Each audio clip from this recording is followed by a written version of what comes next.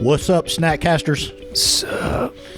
Welcome back. Today we're going to talk about something that really just kind of gets under my skin a little bit. How much under your skin does it get, Scott? A lot. So, a buddy of mine, he's beginning the journey of getting in shape, right? And he does a lot of walking, and he talked about how he kind of gets shamed, if you will, if that's the right, passersby, they holler stuff out the window, tell him he needs to walk faster. Just really kind of, I would classify as cruel, crappy stuff. Stuff right? you wouldn't say to somebody's face, but driving by in a car is totally cool. Yeah. So, he was talking to me about it and how, it kind of obviously didn't make him feel good. He had negative emotions about that. And, Kevin and I were talking about it, and we were just kind of generally discussing, the almost lack of encouragement. When the fit guy or girl is running, we don't have much to say, but when the person beginning their journey or with a different body shape than we have is out there, I don't know where we get the idea that that's permissible or funny or encouraging. It makes me mad. Gets me irritated. Yeah, but it's pretty deep. I want to get into it on both sides of the equation. Obviously, the person who's saying it is not really in touch with their feelings or in touch with the other person's feelings and what they are accomplishing. And I also, it in a very weird way, it's sad for the person who's saying it, right? Because they are very insecure about a lot of things, and as such, they're attacking someone. So if you're on the receiving end of that, right, you have to, and we're going to get deep with this tomorrow and maybe the next day, getting into a lot of different things. I don't want to throw it out quite yet, but if you're on the receiving end of that, you can't take that to heart. That is not who you are becoming, and that is not who you are, right?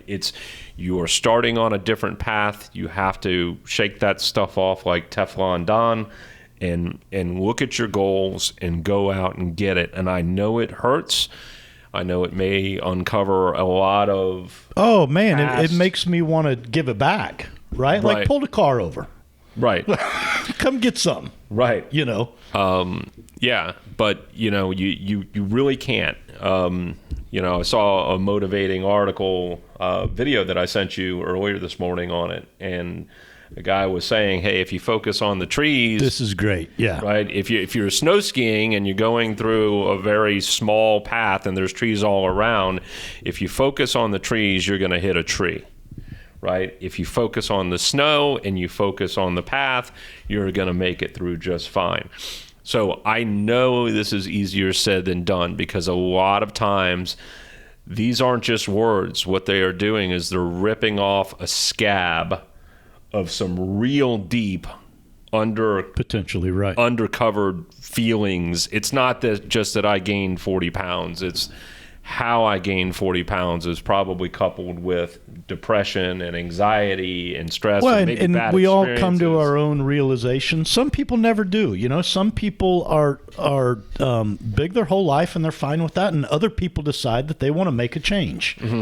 Irregardless of what motivates them to do that, the idea that we wouldn't encourage that behavior is just dumbfounding to me. And to your point, maybe the one that we should feel sorry for is the guy in the car. Oh, yeah, because what kind of hole in your heart? Right. Well, think about that for a second. You're out. Let's say that you are trying to make that change and everything else. You've at least observed the fact that you feel like you need to make this change, and you're out trying to get it on.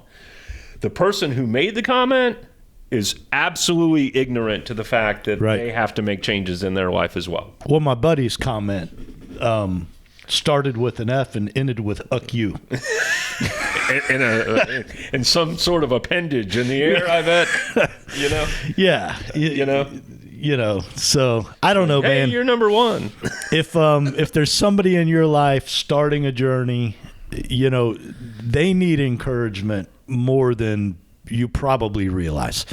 And it goes a really long way in helping combat the a-holes out there that are just looking to pull people down and tear them down and hurt them. And like I said, if you're on the receiving end of that, I mean, the old saying is it's better to give than to receive, right?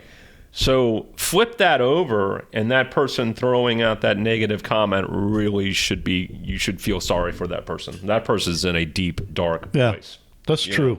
And that's going to help you cope with the comment of like, hey. That's like prodigal son level stuff. It's not really about the one that left. It's about the one that stayed. And Yep. You are like a big fat onion, man. Many layers. Are you shaming me? No. Cornucopia podcast. So anyways, this discussion really did kind of get Kevin and I a little deeper down a rabbit hole of this will get interesting over the next how couple an days. observed world and the observations of an individual can affect the mental state. And we're going to try and dive into that a little bit, maybe deeper than Kevin and I belong. But, so you got anything else on I think today? it's it. I think it's it. Like I said, if you're on the receiving end of that, let it roll off you.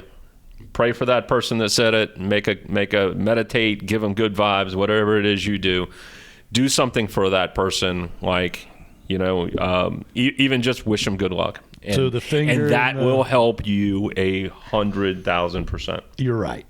I joke.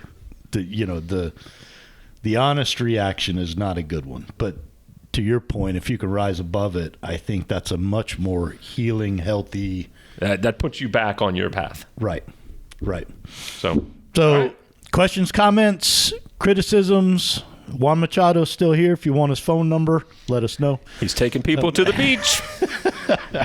So email us at snackcast@yes.fit with anything you want to say.